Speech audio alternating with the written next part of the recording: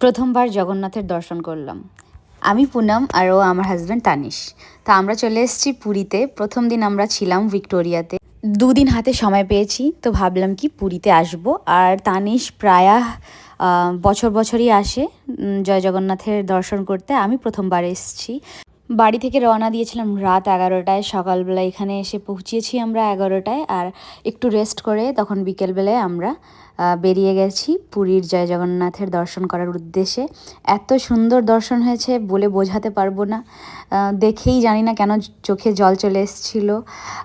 তারপর যাই হোক, ওইখানে মোবাইলটা অ্যালাউ ছিল না যেহেতু, তাই জন্য নিয়ে যেতে পারিনি। তারপর আমরা আবার চলে এসেছি আমাদের হোটেলের সামনে।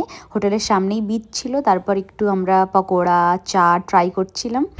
এই লাল চা নিয়ে আসলো তানিশ, দেখি কেমন খেয়ে। বেশ ভালো খেতে ছিল। দুপুরের লাঞ্চ আর ডিনার আমরা ভিক্টোরিয়াতে করেছিলাম। এখানে একটা সিদ্ধ ডিম নিয়ে নিচ্ছি। ভিক্টোরিয়ার খাবার দাবারের একটু হাই রেঞ্জ হতে পারে, কিন্তু খুবই সুন্দর আর খুব ভালো রান্না হয়। প্রত্যেকটা খাবার টেস্ট তোমরা ভালো পাবে। এরকম নাকি এটা ট্রাই করছো তো এটা খারাপ হবে, কিছুই খারাপ হবে না।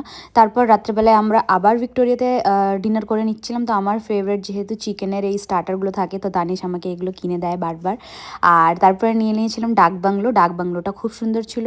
আমি ভেজ তরকারি সেরকম পছন্দ করি না, বাট এটা খুব ভালো ছিল। তো চলো নেক্সট দিন দেখা হচ্ছে। আজকের জন্য টাটা। সবাই খুব ভালো থেকো।